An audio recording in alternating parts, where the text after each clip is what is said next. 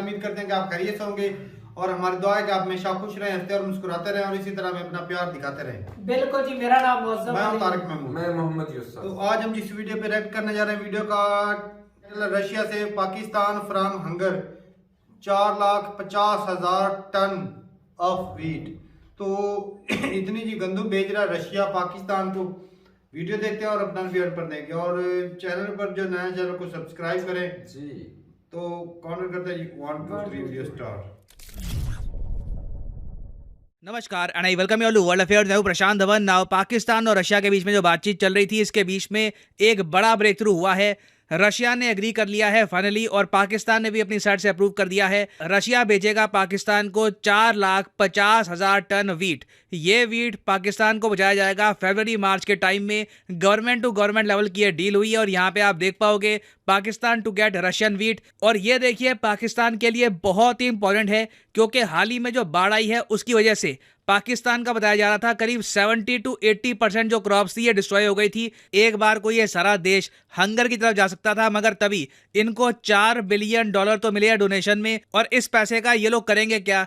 Russia से purchase करेंगे millions of dollars का वीट। इसके अलावा देखिए पाकिस्तान के मिनिस्टर ने यह भी क्लेम किया है कि रशिया मान गया है कि पाकिस्तान को ये लोग डिस्काउंटेड रेट पर ऑयल बेचेंगे। ना इसके बारे में मैं पहले वीडियो बना चुका हूं जहां पर पाकिस्तान के मिनिस्टर ने कहा था कि रशिया 30 से लेकर 40% डिस्काउंट में अभी ऑयल नहीं बेच रहा पाकिस्तान को। और इस केस में भी आप अगर देखोगे ना तो पाकिस्तान के मिनिस्टर क्लेम तो कर रहे हैं कि डिस्काउंटेड रेट पर इनको ऑयल मिलेगा, मगर वो डिस्काउंट कितना होगा, 5% 10%, इसके बारे में कुछ जानकारी दी नहीं है। और सबसे अजीब बात यहाँ पर यह भी है कि पाकिस्तान ने यह भी ऐड कर दिया कि जी रशिया से इनको कच्चा तेल तो आएगा मगर साथ ही साथ पेट्रोल और डीजल भी आएगा। अब जो ये कच्चा तेल है इससे ही बनता है पेट्रोल डीजल, तो पहले आप कच्चा तेल क्यों लोगे फिर साथ में पेट्रोल डीजल भी क्यों लोगे?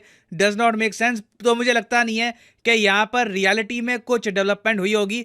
मगर हाँ, वीट गेहूं बिल्कुल रशिया से मिल जाएगा पाकिस्तान को। और फनी बात यहाँ पर देखो, जो डोनेशंस पाकिस्तान को आई है उसमें बहुत सारा यूरोप और अमेरिकन पैसा है। तो घूम फिर के आप कह लीजिए अमेरिका और यूरोप की जो डोनेशंस हैं यही जा रही है रशियन गवर्नमेंट के पास। तो डिस्कस करते हैं इस टॉपिक को इन डेप्थ, बहुत कुछ आपको जानने को मिलेगा। मगर आगे बढ़ने से पहले आपसे क्वेश्चन पूछूंगा। क्वेश्चन यहाँ पर यह है कि भारत बन चुका है इस वक्त प्रेसिडेंट यूएन सिक्योरिटी काउंसिल का। आपको पता होगा कि भारत अभी के लिए अस्थायी मेंबर है यूएन सिक्योरिटी काउंसिल का और हर महीने यहाँ पे चेंज होता है प्रेसिडेंट। तो आपको बताना है कि किस महीने के लिए, किस मंथ के लिए इंडिया बना दिया गया है president of UN security council. ये है यहाँ पे आपकी ऑप्शन, दिसंबर, फरवरी, जनवरी या फिर नवंबर। कमेंट सेक्शन में करिए उत्तर। सही आंसर मैं आपको दूंगा वीडियो के अंत में।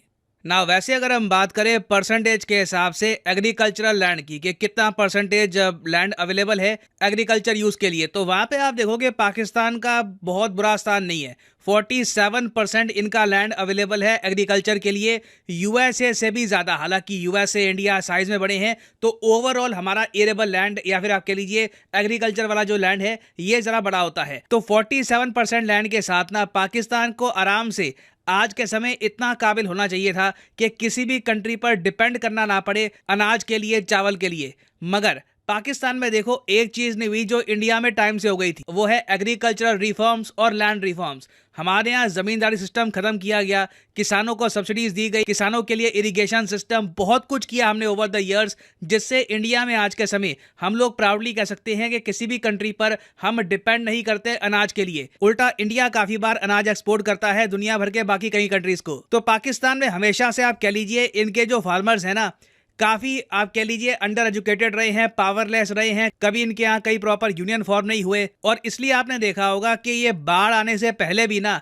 पाकिस्तान में वीट की कमी रहती थी। आपको याद होगा 2020-21 में भी काफी बार पाकिस्तान में बात उठी थी कि ये लोग हो सकता है कि गेहूं इंपोर्ट करेंगे। पहले ये लोग सोच रहे थे कि इंडिया से इंपोर्ट करेंगे, बाद में सोचा कि ब्राजील से इंपोर्ट करेंगे। मगर जब से पाकिस्तान में बाढ़ आई है, इतने बड़े स्केल पर बाढ़ आई है कि इनका थोड़ा बहुत जो एग्रीकल्चर होता था वो भी डिस्ट्रॉय हो चुका है। आज के समय पाकिस्तान फल सब्जियां परचेज कर रहा है अफगानिस्तान से, ईरान से, उससे थोड़ा बहुत ये काम चला रही है। मगर कहीं ना कहीं पाकिस्तान को 50-60 लाख टन आराम से गेहूं चाहिए होगा, तभी जाकर ये कंट्री खुद को सस्टेन कर पाएगा। और इसलिए अब पाकिस्तान ने देखना स्टार्ट कर दिया रशिया की तरफ, क्योंकि यूक्रेन का जो गेहूं है अभी के लिए जा रहा है बस यूरोप की तरफ और अफ्रीका की तरफ। रशिया अकेला कंट्री है जो प्रॉपरली पाकिस्तान की जो गेहूं की रिक्वायरमेंट है पूरी कर सकता है। ऑफ कोर्स इंडिया भी यहाँ पर है, बट अभी भी आप कह लीजिए पाकिस्तान का एक अजीब सा एक स्टांस है इंडिया को लेकर कि दूर दराज के कंट्री से ये गेहूं परचेज कर लेंगे मगर इंडिया से गेहूं परचेज नहीं करेंगे।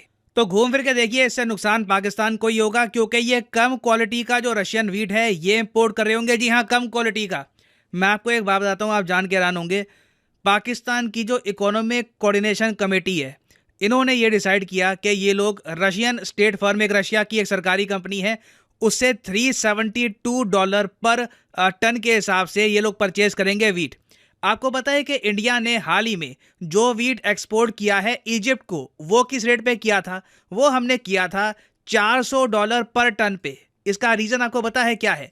इंटरनेशनल मार्केट में आज के समय भारत के गेहूं की क्वालिटी ज्यादा बेहतर है कंपेयर टू रशियन वीट। और वैसे भी आप कह लीजिए पाकिस्तान और इंडिया दोनों ज्योग्राफिकली काफी सेम लोकेशन पे ही हैं, तो उन लोगों को भी इंडियन वीट ज़्यादा सूट करता है। मगर आप कह लीजिए इनकी जिद है, उसकी वजह से ये दूर दराज का जो रशियन वीट है वो इंपोर्ट करेंगे। और देखो, इवन दो पर टन यहाँ पर जो कॉस्ट है ये कम होगी, मगर मेन पाकिस्तान को झटका तब लगेगा जब इनको शिपमेंट के भी पैसे देने पड़ेंगे। रशिया से लेकर सीधा पाकिस्तान बहुत सारी शिप्स जाएंगी, एक लंबा रास्ता तय करना होगा। तो ये जो पूरी डील है अभी के लिए पाकिस्तान को बचा तो लेगी, मगर इस डील को रिपीट कर करके ये अपनी पूरी आबादी को खाना प्रोवाइड नहीं कर पाएंगे, क्योंकि पाकिस्तान की रिक्वायरमेंट है 50 लाख टन वीट। अभी इनको रशिया से मिलेगा 4,50,000 टन वीट। तो अभी बहुत सारा वीट इनको और परचेज करना होगा। एक बार जो ये डील हो जाएगी उसके बाद देखना होगा कि ये अगली बार वीट कहां से इंपोर्ट करेंगे। पर्सनली आप अगर मुझसे पूछे, इंडिया को ये ध्यान रखना होगा कि जो वीट हम अफगानिस्तान को प्रोवाइड करते हैं ना, वो करप्शन के जरिए, ब्लैक मार्केटिंग के जरिए घूम फिर के पाकिस्तान के पास ना पहुंच जाए। क्योंकि जिस टाइप का वीट पाकिस्तान की गवर्नमेंट परचेज कर रही है ना, इन दी एंड होगा क्या कि जो भारत की हेल्प वाला वीट है टू अफगान पीपल, उसकी डिमांड पाकिस्तान में बहुत बढ़ जाएगी आने वाले टाइम में ना। फाइनली वापस आते हैं अपने क्वेश्चन की तरफ जो मैंने आपसे पूछा था कि यूएन सिक्योरिटी काउंसिल में भारत का आज के समय एक अस्थायी मेंबर है, तो अभी इंडिया को बना दिया गया है प्रेसिडेंट किस महीने के लिए? तो सही उत्तर यहाँ पे है option A, the month of दिसंबर। दिसंबर 2022 पूरे महीने में भारत रहेगा यूएन सिक्योरिटी काउंसिल का प्रेसिडेंट, और यह प्रेसिडेंसी खत्म हो जाएगी जनवरी महीने में। यहां पर आप देख पाओगे India assumes monthly presidency of UNSC. Finally यहां पर मैं ये भी ऐड कर दूं कि लाइफ में अगर आप एक बार प्रॉपरली यूपीएससी एग्जाम की तैयारी करना चाहते हैं जेन्युइन तरीके से, तो आप अनअकैडमी का स्पेशल कॉम्बो पैकेज परचेज कर सकते हैं। कमेंट सेक्शन में जाइए, यहाँ पे आपको मिलेगा लिंक इस कॉम्बो पैकेज का। नाउ इस कॉम्बो पैकेज की खास बात यह है कि आपको यहाँ पर प्रीलिम्स, मेंस और ऑप्शनल तीनों की तैयारी करने का मौका मिलता है इन अ सिंगल परचेज। ये सारे जो आप कोर्सेज हैं अलग अलग परचेज करोगे तो 10 to 15,000 रुपीज आपको एक्स्ट्रा पे करने होंगे। तो कॉम्बो में वैसे ही आपकी सेविंग होती है। तो अगर मान लीजिए अभी आपका प्लान है कि आप 2-3 साल में आराम से यूपीएससी के एग्जाम का एक प्रॉपर अटेम्प्ट देंगे, तो जो 36 महीने का कोर्स है ये आप कर सकते हैं परचेज। मगर जो प्राइसेस यहाँ पर लिखे हैं कभी भी पे मत कर देना। सिंपली यहाँ पर कोड यूज करो PD10 और प्राइसेस गिरना स्टार्ट हो जाएंगे। The prices will start falling. सिर्फ 3,000 रुपए में यूपीएससी ऑप्शनल, प्रीलिम्स, मेंस तीनों की तैयारी आप कर सकते हैं with Unacademy. So use the code PD10 and save money. So इसी नोट के साथ ये है वीडियो का अंत। Thank you for listening and as always god bless you all.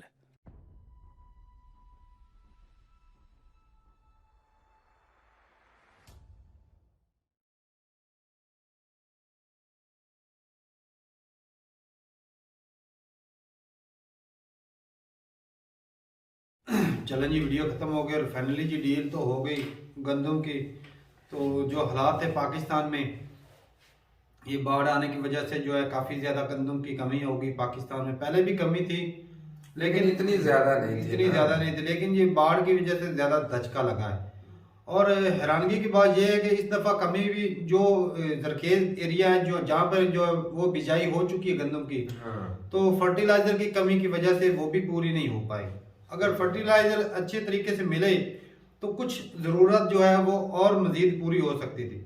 हमारी बात करें तो भाई हमारे पास भी उस मिकदार से फर्टिलाइज़र अफोर्ड नहीं कर पाते लोग अक्सर। तो भाई टोटल हो सकती है, पूरे मुल्क ज़रई मुल्क है, ऐसी तो बात नहीं। लेकिन ये जो करप्शन आ जाती है ना बीच में तारक, ये किसी खाते नहीं पड़ने देती। सही बात है, वो करप्शन की वजह से। बड़ा मुल्क है भाई साहब, और ज़राअत और गंदम ऐसी अल्लाह ने चीज पैदा की है जो जिस जैसी जमीन हो ना उस पर हो जाती है। सही बीज बात। फेंक दो भाई, पथरेली हो, रेतली हो, कलर वाली हो, जिस किस्म की भी जमीन हो, गंदम भाई उग उग जाती है। जाती, सही बात है। लेकिन पाकिस्तानी हुक्मरानों को होश का नाका लेना चाहिए, जो आज इतनी महंगी गंदम खरीद रहे हैं ना, ये आज से महीना डेढ़ पहले अगर फर्टिलाइजर उधर से खरीद लेते ना हाँ तो क्या ही बात है। सही बात है, आने वाले सालों में ना खरीदना पड़ती थी लेकिन काम हो जानी थी। बिल्कुल जी बिल्कुल। बजाय सर बोल रहे थे 50-60 लाख टन, बहुत ज्यादा। तो इतनी गंदम खरीदेंगे तो जो पैसा होगा वो वो सारा सर बोल रहे थे, जो बोल रहे थे कि भाई अब बोल रहे थे अमेरिका इसको जो है ना सपोर्ट नहीं करना, हाँ, और ये उन्हीं मतलब- के पैसों से सपोर्ट कर रहे हैं। अब वहां से 100 की खरीदेंगे ना, हाँ। इंडिया से हमें उतनी गंदम 25 रुपए में इंडिया मिलेगी। महंगी दे रहा है, 400 की दे रहा है।